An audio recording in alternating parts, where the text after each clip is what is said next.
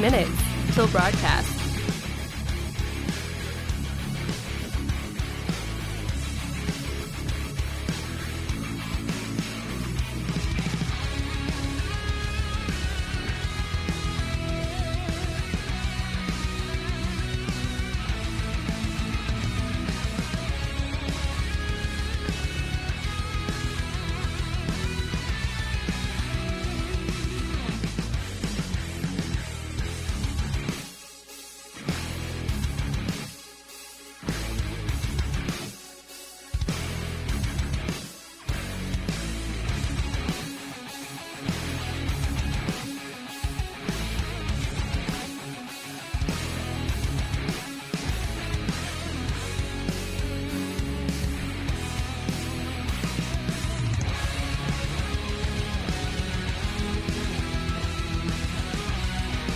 One minute till broadcast.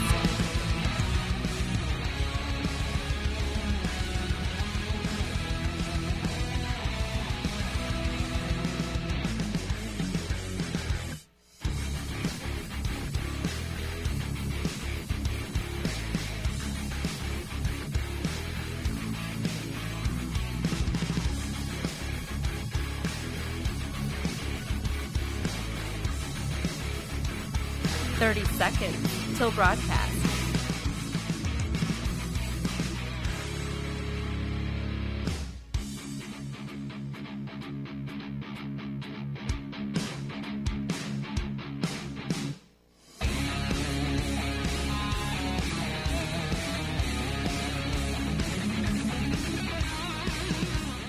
Five, 4, 3, 2, 1.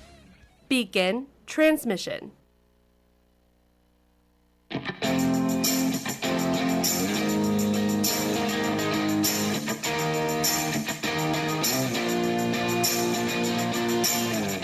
Fighting for freedom every day. Let me tell you, the response to the show has been absolutely amazing. People can't believe that a young conservative millennial continues to fight for constitutional principles, traditional values, and talks about issues that some are even afraid to talk about. But we do it because we understand the importance of this. And now we're seeing it absolutely blow up all across the nation.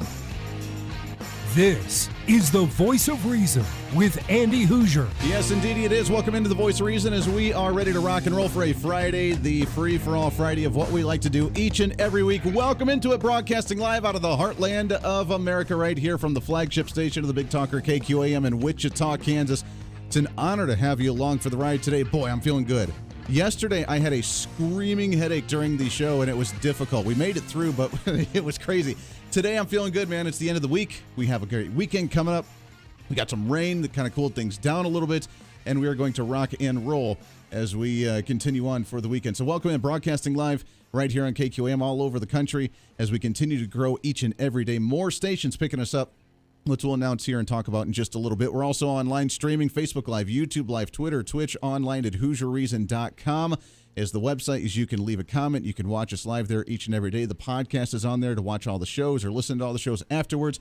No matter where you may be, make sure to follow us there on all of these social media, and we appreciate that very much. You can also email me, HoosierMediaNetwork@gmail.com, as I've been getting a lot of emails from listeners about questions about certain topics. Andy, you should talk about this, or Andy, here's a link to this story. And I promise we'll get to them. There's something that's been bugging the heck out of me that has been this whole executive action trying to repeal DACA and the Supreme Court not allowing it. It is kind of a unique twist to how the Supreme Court came out with their decision. So we'll talk about that a little bit later in the show. But I want to get to our guest because we have limited time with him. And I'm so excited to have him on the program as he's been a great friend personally, a great friend of the show. And he is our congressman right here in the 4th Congressional District in the state of Kansas. I'm excited to have actually in studio with us tonight live Congressman Ron Estes from the 4th Congressional District. Congressman, how are you, my friend? Well, it's doing great, Andy. It's great to be on your show back in Wichita for the Voice of Reason here at the flagship. So man, it's really great to be back here, and it's great to have you here, and it's good to talk to you again. It's been a while since we talked. We talked a little bit on the podcast a few months ago, and to have you in studio is really neat because this is a crazy time right now as we have the attempted reopening of the virus. With the virus right now, we have the economy that's struggling. We're going into election season.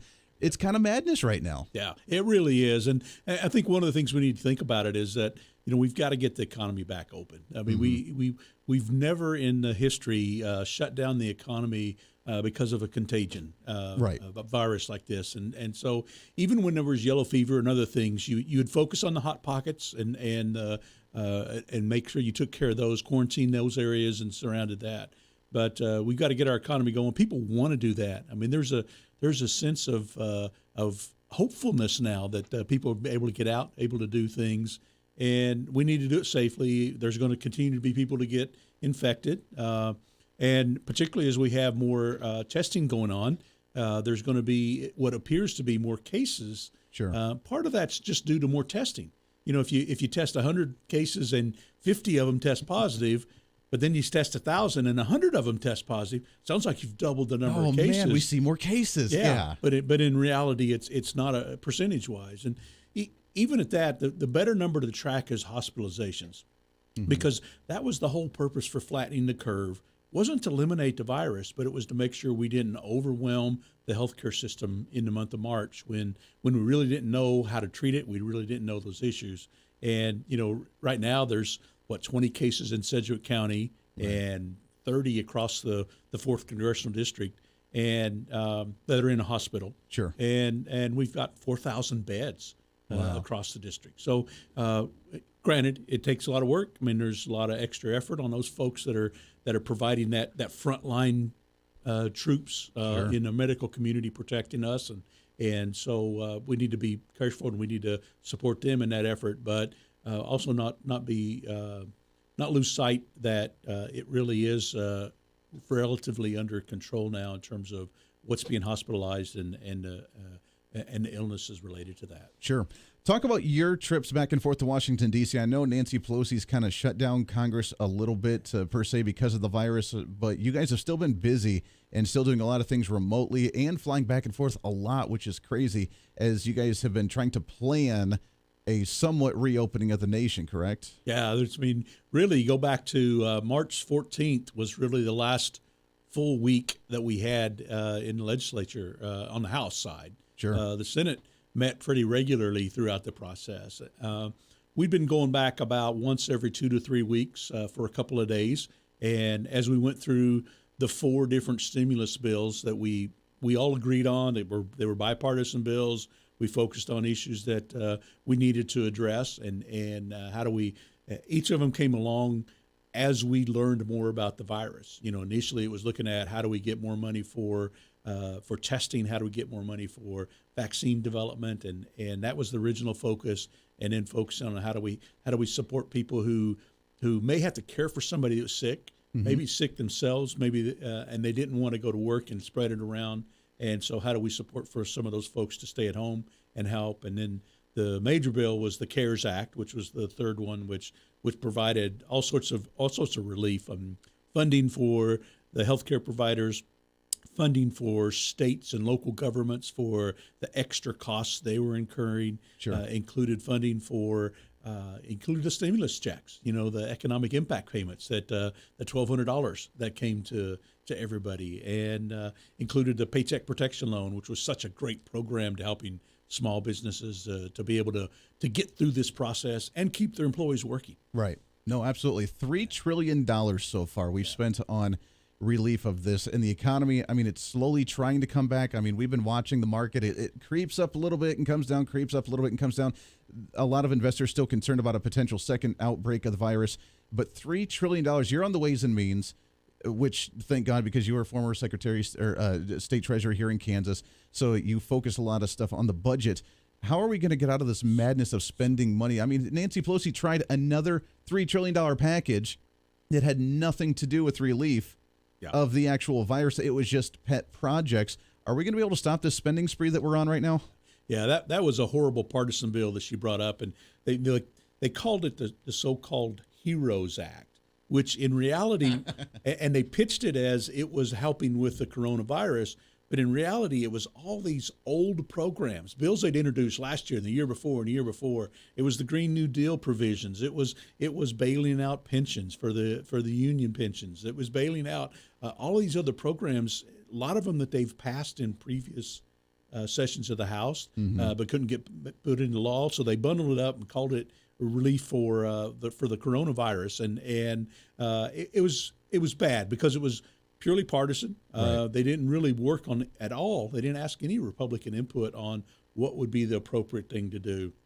And so we focused on there may be an additional bill to help with the economy, making sure we get the economy going forward. But our focus needs to be on what does it take to get the economy going. Right. You know, we created a paycheck protection program, and then we revised it some, added some more money, made it a little bit more flexible in terms of the length of time and how to use it. But we need to look at some of those important things like making sure that we can do research and development in the United States, and that gets deductible, and that other investment incomes. And actually, one of the ideas we're talking about is because we're paying people an extra $600 to be unemployed, businesses aren't able to bring their workers back to work. No, they want to because stay on it. They're making more money. Right. I mean, but depends on which study you look at. Between 60 and 70% of the employees in the country make more money on this unemployment program, the way it's structured, instead of working. And so they're not coming back to work. And we need to incentivize that. You know, recognize that they're giving something up. So let's have a return to work payment, and then let's get our economy going again. And because it, as you mentioned, I had to swallow pretty hard in terms of saying we're going to spend $3 trillion in these programs to support things. And I struggled with the first bill, which was $8 billion. Sure. You know, and then we added on top of that. But you know, we've got to get serious about this and our debt and where we're headed in the country, because what we're doing is we're spending all of this money and we're mortgaging our kids and our grandkids' future to maintain our lifestyle today. Mm-hmm. And the one caveat as I look through some of this economic relief and for the coronavirus aspect is that if we keep the economy shut down, what's the loss? What's the negative impact of that? And so this seemed like a big price, but it was a price that was worthy enough to pay to get the economy back going again and not lose what we would have lost because of the coronavirus and what the impact would have been there. As you mentioned, it was very hard to probably swallow and be able to vote for something that big, but we're in weird times right now with a catastrophic global event that I don't think happens very, very frequently. And as you mentioned unemployment, I'm curious, is there any talks or any plan as we did give the additional stimulus for individuals on unemployment, and now they don't want to come back to work, and I knew this was going to happen from the beginning, I'm concerned. How do we know that individuals who were on unemployment before the virus hit compared to ones that were on it during the virus that needed that additional $600 a month? How do we start differentiating? And as we begin to reopen, if people try to stay on it longer because they're making more money, when do we start saying enough is enough? You're not going to get that any longer, and you need to go back to work because the economy's opened up.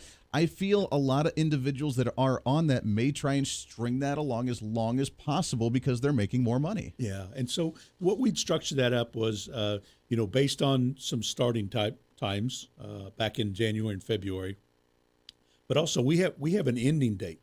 I mean, July 31st is the end of the extra $600. Mm-hmm. And our intention in setting that up was that it's not intended to completely redo the unemployment program. It's not intended to provide a lot of extra funding for you not to work. Right. I mean, the whole intention was there's a crisis right now. How do we support people that are in the mix of that? And that's probably one of the provisions that I struggled with in the bill period, because it's a lot of money to throw at unemployment. It kind of distorts that whole program, sure, the way it's been set up and the way it's worked for years and years in all sorts of environments and economies. And so there is an ending date. That partisan so-called HEROES Act wanted to extend that into next year and continue that process. But that's not the right solution, and we need to focus on things that help get the economy growing so people can get back to work and take care of themselves, take care of their families, and do the things they want to do. Well, that's very true. We're getting comments on the Facebook Live and on the website both. Someone saying, I'm getting that $600 extra for the unemployment, but I want to go back to work. I can't wait for the economy to open up. I need to get back in there. Another one saying the same thing. I mean, yeah, it's nice. I'm making more money, but at the same time, I'm itching to get back to work because we need the economy to get rolling again. So I do think that a majority of people are saying, you know what, I'm ready to go back to work. But of course, there's always going to be that lag of people saying, oh, do you see, and we got about 30 seconds before the break, but do you see any lawsuits coming out as well with people that may want to try and stay on the unemployment, stay at home, that may say, my work is not safe because of the virus, therefore I don't feel comfortable coming back to work?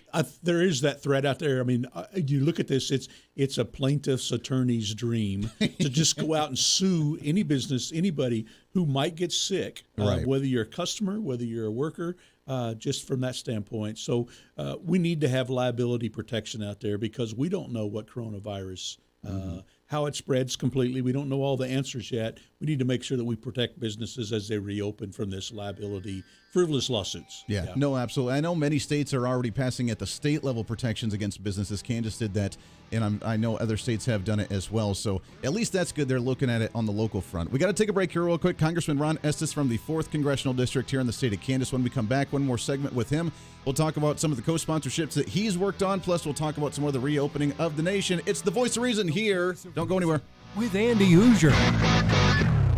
Hey, it's Andy Hoosier with the Voice of Reason. Fighting for conservative principles seems more difficult all the time. The progressive left seems to find new and creative ways to limit freedom, abuse power, and trample the Constitution each and every day. That's why we need the knowledge, resources, and common sense to push back, and we can help with that. Visit our website at HoosierReason.com. There's some really great stuff for you. You can read the latest blog discussing topical issues and current events. Let us know your thoughts by filling out our monthly survey. Keep track of what I might be doing or where I may be speaking. Listen to the podcast of your favorite guest or show, and check out our latest Voice of Reason product infomercials. Plus, you can find upcoming show schedules and guest lineups to plan your radio listening appropriately. And finally, make sure to become a Hoosier-holic by subscribing to the free newsletter. Stay up to date on the latest news of the show, fun facts of the month, and learn new ways to defend and preserve this great republic. It's all there at HoosierReason.com. Again, HoosierReason.com. Go check it out. Why? Because it's kind of the reasonable thing to do. Hey, it's Andy Hoosier. Want to reach out to the show? A big part of the program is you, and we want to hear from you. Let us know your thoughts of the show,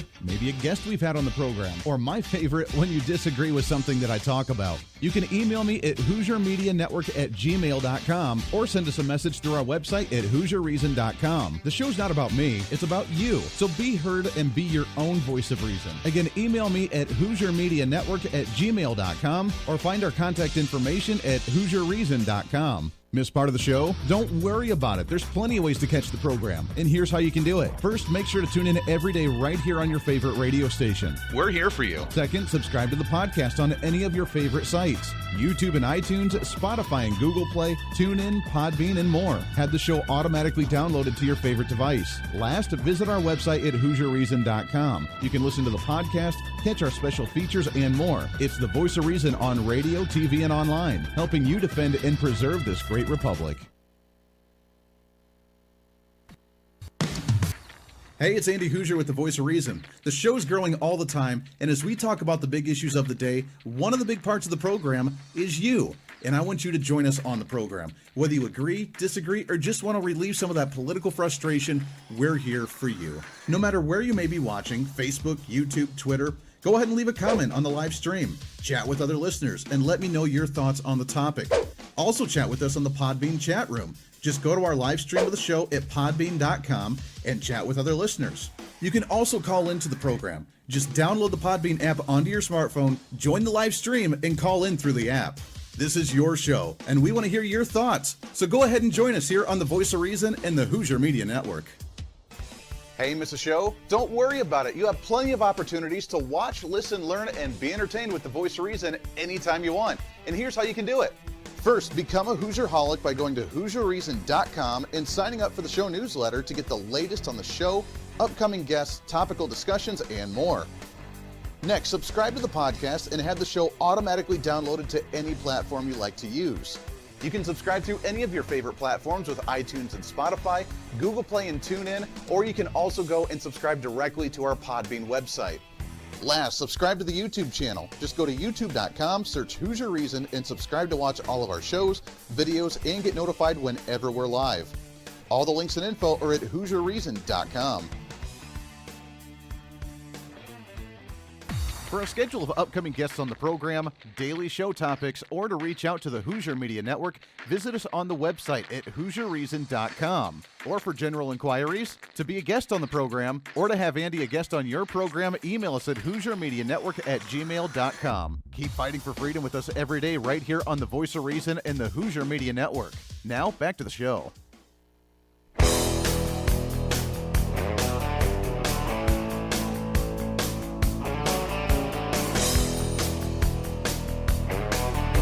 You're listening to the Voice of Reason with Andy Hoosier. Yes, you are. It's a Friday. Welcome into it. Great to have you along for the ride today. By the way, I want to remind you, even though you may be listening to this on the radio broadcast all over as it's growing, if we're not in your area yet and you're listening online, which thank you for that if you're listening to the online stream. I know a lot of people are listening in areas that we're not in.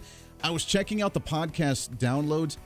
One of the states with the largest amount of downloads right now is Michigan, and we're not in that market yet, but Michigan has the second most amount of downloads behind Kansas and Washington, which are tied together, so that's awesome. We need to get into that market, but if you want to, we're on iTunes, we're on Google Play, TuneIn, Spotify, we're on every possible podcast site. You can go and subscribe to The Voice of Reason, and you can have it downloaded all the time and listen to us there as well.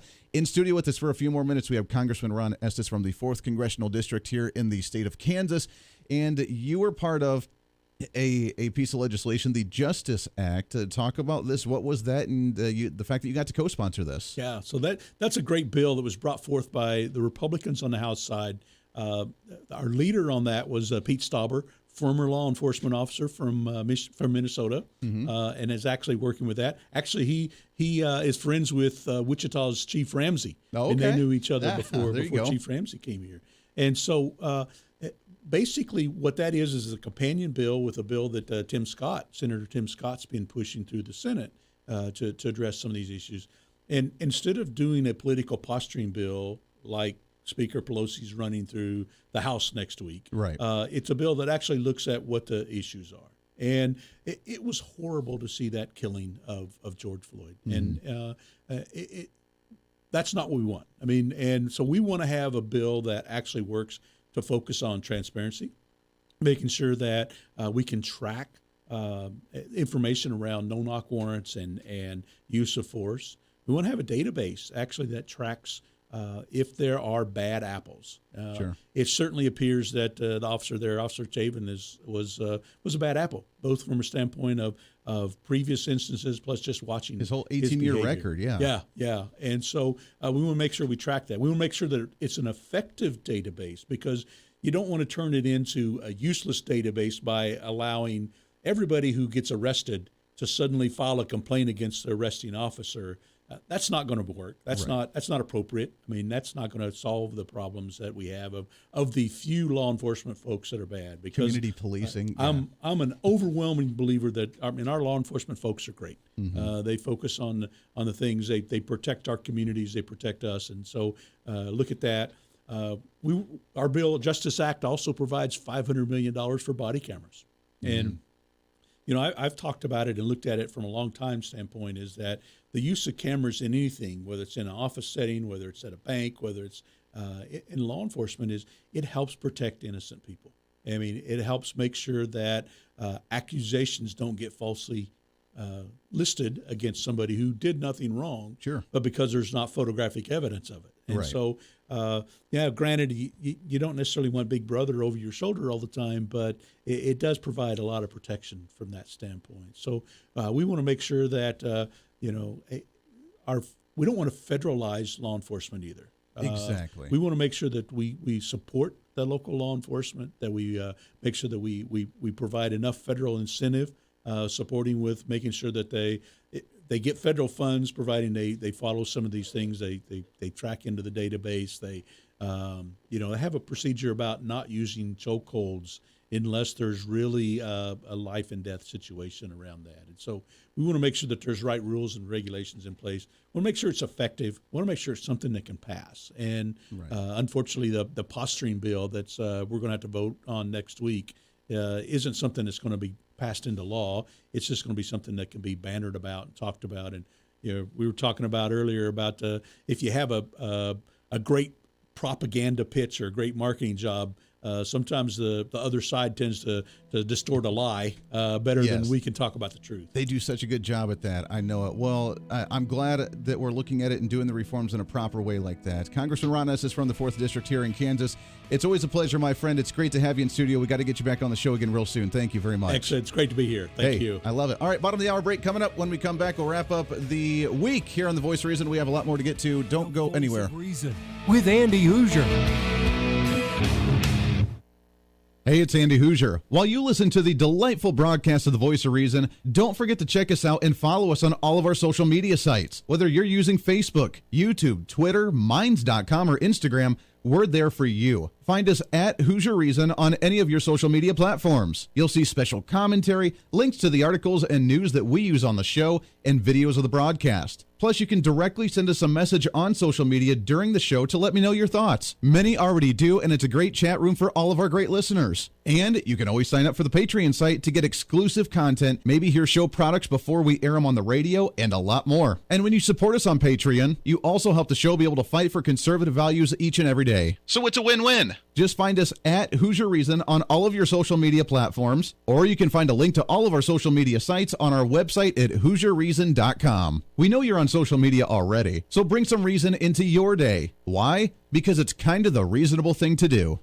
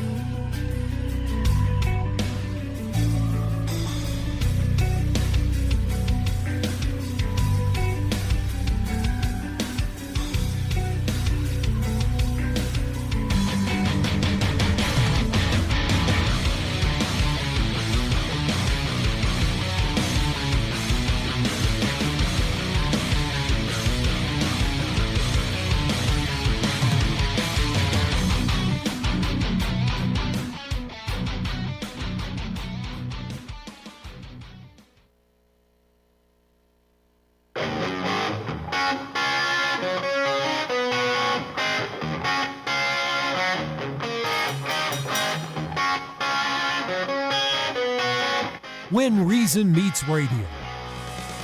You're listening to the Voice of Reason with Andy Hoosier. This is the Voice of Reason. Welcome into it on a Friday. Great to have you along for the ride this evening as we continue to rock and roll. I'm telling you, we're getting messages all the time. Andy, the best bump music in radio. I know. Don't tell me that. You are fake news. No. Tell me. It's awesome. It's awesome. You're enjoying it. Yeah, welcome into the Voice of Reason as we broadcast live all over the place. We are rocking it each and every day. Make sure to, thanks again, by the way, to Congressman Ron Estes. He's such a great friend, great individual. We love him to death, representing us here in Kansas and in this district that we live in here in Wichita. Coming up on the show on Monday, you're not going to want to miss it. This guy is awesome. We've had him on the show many times before as well. He is a professor at the University of Colorado in Boulder. It is totally absurd. I know. Now, for those of you that don't know, that is like one of the most progressive places in the entire nation. And that college is like one of the most progressive places in the entire nation. And yet one of the professors there is going to be joining the program. He's a great guy. He's a cool guy. He's written a couple books. And his new book, War for Eternity, is about Steve Bannon, former advisor to President Donald Trump, the runner of Breitbart News. And War for Eternity, was able to sit down with Steve Bannon numerous on occasions, face-to-face, in person, and be able to interview him and write a book about him. And he's getting a lot of heat as a professor coming out of CU Boulder on the fact that he wrote a book about Steve Bannon and didn't completely attack him. He takes some shots at him, obviously, but it's not the full out, he's the most evil human being on the face of the earth, which is what the media wants. And therefore, he's gotten hits from the university and from students for the fact that he wrote a book about Steve Bannon and didn't go full out crazy on him. So we'll talk with him on Monday. He's going to be on the show. You're not going to want to miss that one. It's going to be absolutely epic. Other than that, welcome into the Voice of Reason as we are rebranding the millennial generation one radio listener at a time. Yeah, I like that. You like that? I kind of like that. All right, I want to get into some other issues. The one thing wrapping up, though, that what the congressman talked about in the last segment was the funding of different law enforcement deals at the federal level. And we talked about it earlier in the week that I'm a little concerned that some are trying to push to federalize law enforcement because we don't have a federal law enforcement agency other than stuff with like serious investigations with the FBI, CIA, that sort of thing, National Guard that runs at the state level that can be triggered by the federal government as well. But an actual law enforcement agency that's run at the federal level with federal statutory regulation that's go down, you get your talking points or you get your marching orders from them and you go out and do it. We don't have that in the United States. It's done at the state level, and it needs to stay at the state level.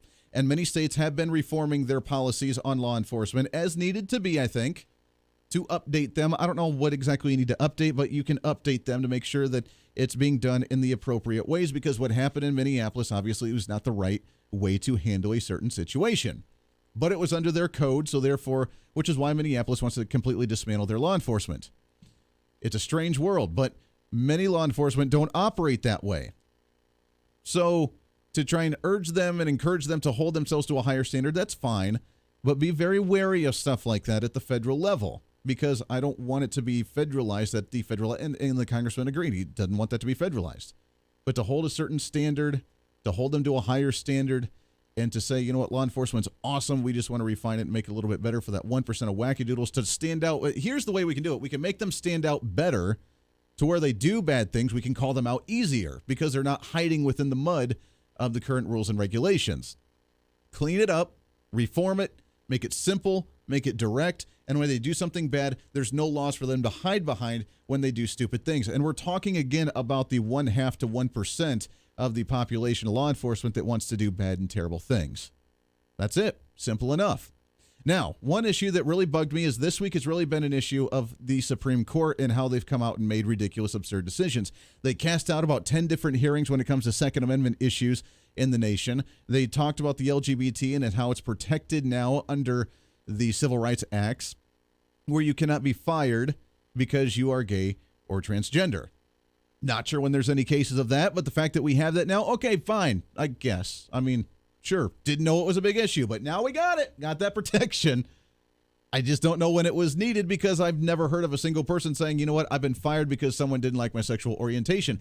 Most people don't even know your sexual orientation unless you're openly flaunting it around publicly because you want people to know. Most people don't know, nor do they care. That's just my thoughts and my 2 cents on that one. But then yesterday, According to the New York Times, the Supreme Court came out and ruled that the Trump administration may not immediately proceed with its plan to end the DACA program that protects 700,000 young immigrants known as Dreamers. Again, I love the wording here. Not illegal immigrants, but they're immigrants, young immigrants known as Dreamers from deportation, dealing a surprise setback to President Trump's administration. Now, the ruling came out, and everybody was up in arms, but yet we didn't really look a little bit deeper into why they decided this. And again, it's dumb on numerous different levels. So we'll get into the actual policy of DACA, but the ruling itself as well. Chief Justice John Roberts, who has not been conservatives' friend any time lately, came out and said that they could still try and repeal the executive action.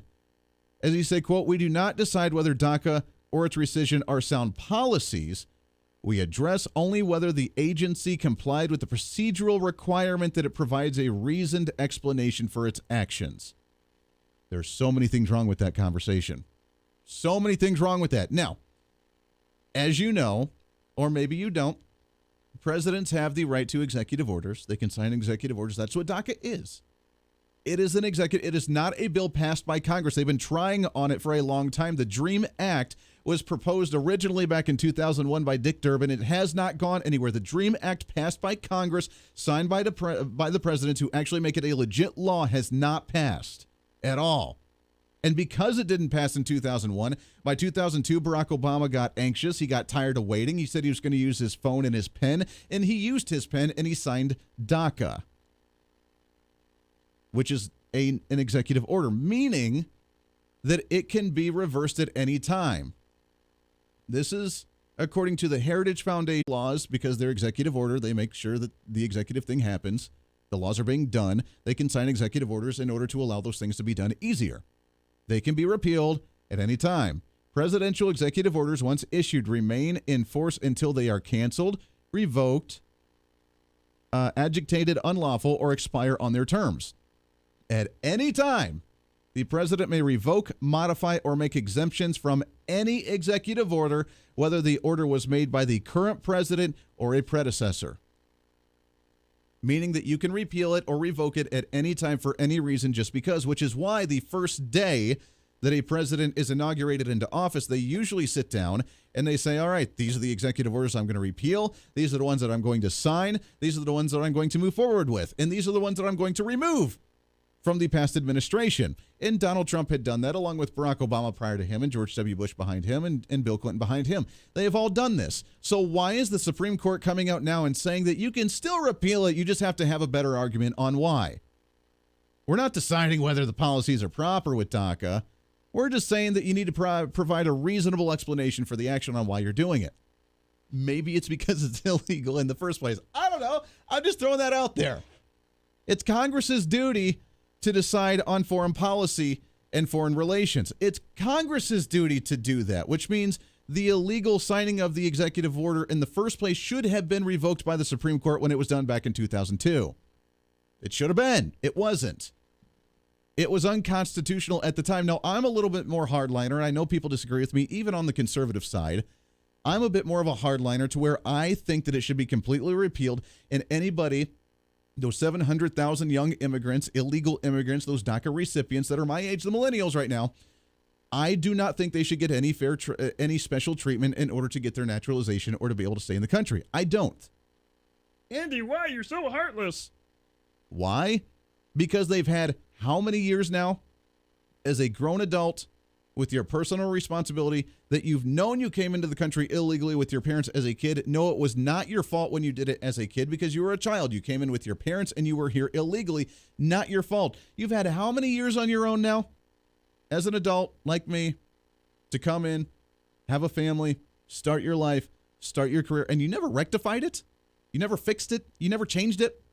You never went and said, you know what? It wasn't my fault. I'm an adult now. I'm going to start the naturalization process. I'm going to do what I need to do. And if there's a pathway to do that and say, you know what? All right, we're not going to deport you, but we are going to start you on this process if you choose to do so, fine. If not, then we will deport you because you haven't taken the initiative to come out and fix it yourself. I'm a little bit more hardliner like that. I know a lot of conservatives that say, no, we like DACA. We need to keep them here. We can't just deport them. They don't know the country they came from.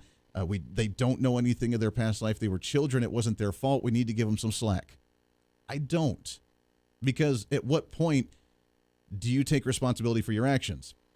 At what point do you actually say, you know what, I've done this long enough, I have a family now, and now I'm going to play the victim. If it does get repealed and I get deported, it's not my fault because whatever. Just not taking responsibility, which we do so well in society nowadays. I think that it needs to be repealed, and it needs to be repealed now. So what needs to happen is the Trump administration needs to give a better explanation on why they want to actually repeal DACA, or Congress can sign a law to revoke it as well, which isn't going to happen right now because Nancy Pelosi is the House Majority Leader, and the Democrats obviously aren't going to do that. They love it. They want to pass the DREAM Act to make it permanent as a piece of legislation rather than just an executive order. But it was wrong for the Supreme Court to approve the executive order when Barack Obama did it in 2002, and they're wrong for them to say that Donald Trump cannot revoke it now because he has the power as the executive branch, as the head of the executive branch, to revoke an executive order at any time, any way he wants to, because that's the duty of the executive branch. The fact that they won't let him just shows again that right now the Supreme Court of the United States is the most powerful branch of government because they're dictating to other branches illegal activity and telling them things that just aren't true. All right, we got to take one more break. We'll get your thoughts on that. You can email me, shoot me a message all over social media. We'll get your thoughts. Plus, I want to talk about some of the latest polls and Donald Trump and Joe Biden, all that and more, wrapping up a Friday here on The Voice of Reason. Stay here.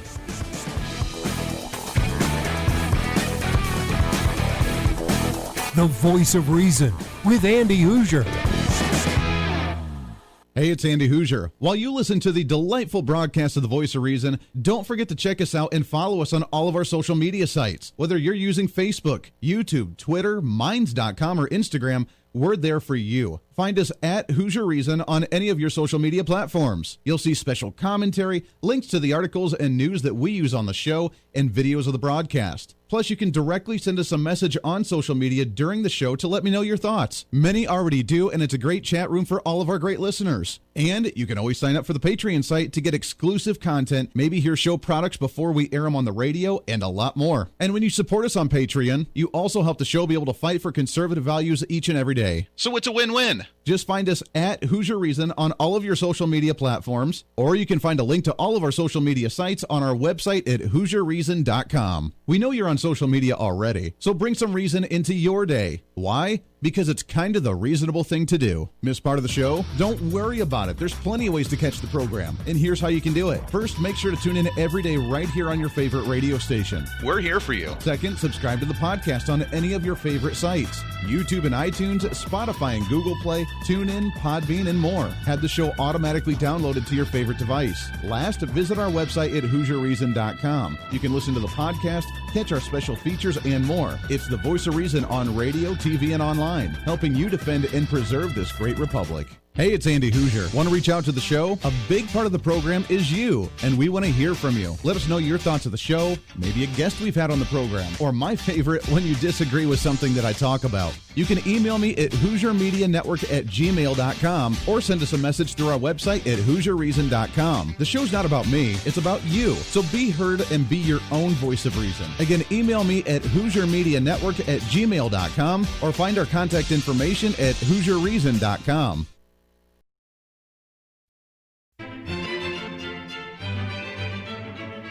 Oh, hi. You know, conservative messages now are more important than ever before. Election season, state legislative issues, and a rise in the radical left socialist progressive agenda. What we really need now more than ever before is knowledge and wisdom.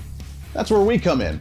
Hi, I'm Andy Hoosier with The Voice of Reason, and I'm your voice for reasonable talk, conservative commentary, great guests and entertainment on radio, TV, and the internet.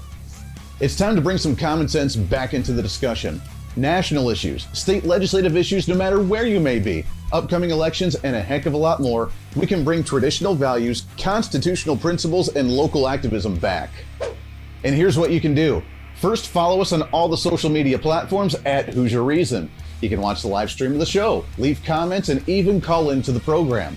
Second, make sure to subscribe to the podcast on all of your audio devices, from iTunes and Spotify to Google Play and TuneIn. Make sure to subscribe to have every episode automatically downloaded so you don't miss a single episode. Third, make sure to visit our website at HoosierReason.com.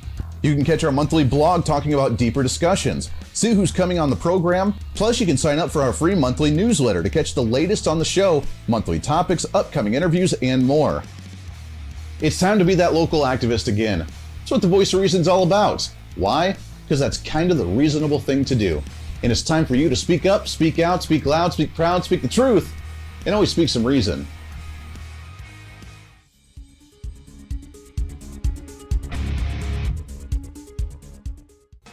Hey, miss a show? Don't worry about it. You have plenty of opportunities to watch, listen, learn, and be entertained with the Voice of Reason anytime you want. And here's how you can do it. First, become a Hoosierholic by going to HoosierReason.com and signing up for the show newsletter to get the latest on the show, upcoming guests, topical discussions, and more. Next, subscribe to the podcast and have the show automatically downloaded to any platform you like to use. You can subscribe through any of your favorite platforms with iTunes and Spotify, Google Play and TuneIn, or you can also go and subscribe directly to our Podbean website. Last, subscribe to the YouTube channel. Just go to youtube.com, search Hoosier Reason, and subscribe to watch all of our shows, videos, and get notified whenever we're live. All the links and info are at HoosierReason.com. Hey, I hope you're enjoying the program today. Be sure to subscribe to the podcast on any of your favorite podcasting sites and have the show automatically downloaded to your phone or computer every single day. Just find us on any podcasting site or go to HoosierReason.podbean.com. And be sure to check out our Patreon site, become the ultimate Hoosierholic, and help us fight for conservative values every day. Why? Because it's kind of the reasonable thing to do. Now back to the national broadcast of the Voice of Reason.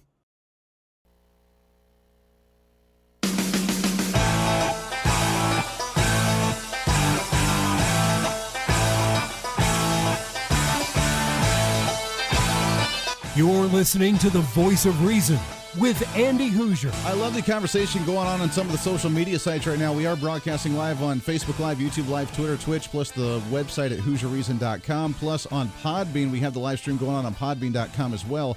And I love it. I'm seeing some good conversation going on there asking about the separation of powers, federal government, state government, and the sovereign states that we are overseen by a federal government and being able to work in union, the federalism that we have in this nation. I love it. See, that's the dorkiness that we have here on the show. Why? Because millennials need to understand that, which they have a hard time doing at times. You got to be honest there, right? Right? Am I right? It is totally absurd. Oh, come on. You know that's right. That's right. All right. Welcome back into the show. Wrapping up, we got just limited amount of time. So the headline from thehill.com is the fact that a Fox News poll, shock poll, Biden leads with a 12-point victory over Donald Trump right now. I know. Now, does anybody actually believe these polls? Do they actually believe them? You are fake news. I think that this is the desperation again coming out a little bit. Now, I know people are up on edge and tense because of the whole virus thing, and they're a little tense because of the reopening and tense because of going out back onto the public, and then with the civil unrest and with the protests going on. There's a lot going on right now, a lot more than what individuals should be having to deal with. I get it. We should calm and slow our roll just a little bit here. Not saying that we should stop the movements that we're doing to make things better, but the ones that are causing anarchy and havoc in the streets maybe need to stop a little bit. Maybe it's just the cooped up energy from staying at home for so many months after the virus.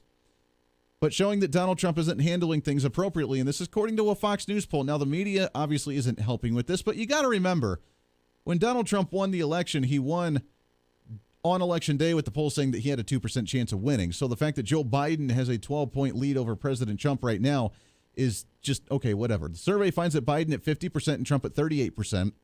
Biden led Trump to 48-40 on the Fox News poll in mid-May. The former vice president has surpassed the 50% support mark in the Real Clear Politics average, which he leads Trump nearly 9 points overall. My question is why? Is it like one of those Hillary Clinton things because he hasn't said a whole lot lately, been out in public lately, then the approval ratings go up like, oh, yeah, okay, that's Joe Biden. I know that guy. He's good. But then when he actually speaks, you're like,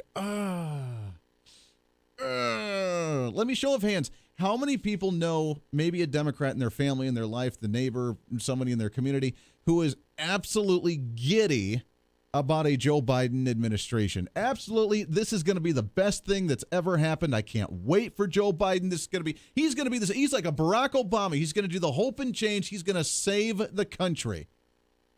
Or are they just that adamant against Donald Trump? Because I don't think Donald Trump's favorability has wavered. I mean, he's doing a rally in Tulsa, Oklahoma tomorrow, and over 1 million people tried to get tickets for it. I know they're cooped up, and I know that that's kind of the first one, so people are excited to get back. But really, 1 million people tried to get tickets for a rally for Donald Trump. I don't see 1 million people crawling over each other to go to a rally to see Joe Biden try and read his smeared notes that are in magic marker on his forearm. I just don't see it. Maybe, but so far he hasn't been able to fill up a high school gymnasium. So how is he going to challenge when Donald Trump goes to a rally and he has 1 million people show up? I just don't see it. It doesn't make any sense to me. And maybe because he's been quiet and he hasn't said a whole lot makes people like him a little bit more because he's like Hillary. Her approval ratings would always go up and down. Even before she tried to run for president, she would always have polling numbers that would go up and down. When she was quiet and no one heard from the Clintons for a while, everybody loved them. When they came out and spoke and they would say something dumb, then their approval ratings went down until they went back into their bunkers and they hid out. So maybe that's the Joe Biden thing too. When you actually speak, it's like, ugh. That's our guy. But when he stays quiet, then he does well, which makes it fine. Okay, the polls may be doing fine for him now because he stayed in his basement and he completely bombs just softball questions in his basement right now. But when he actually has to come out and begin campaigning, all he's going to do is go on the attack of Donald Trump. He doesn't have anything new. He's been in office since like 1978, 76, whatever it was when he became a senator. He's been in office forever. He doesn't have any new ideas. He's not going to solve anything and say, like, Oh, all of a sudden I got this grand idea. it's not going to happen. They're just doing it to spite Donald Trump. So is he going to have anything new? And when they go into a debate, when he's stumbling over himself and Donald Trump just infuriates him by pushing his button, it's going to be hilarious. But right now they show he's up. My question's still going to be who they're going to nominate is his VP, because they know he's not going to last the full 4 years if he becomes president, God forbid. They're going to have someone in there ready to go and say, sorry, Joe, you're off to the side. We're going to put this person in here now. This is our candidate we're going to choose for you to be your running mate. I love election season. It's going to be the best time ever, and I'm so excited to cover it here on the show. We're getting a lot more candidates on the show as we go along. Until then, though, everybody speak up, speak out, speak loud, speak proud, speak the truth. Always speak some reason, because this is the Voice of Reason. Have a great weekend. Back at it on Monday. Make sure to not miss us here on the Voice of Reason.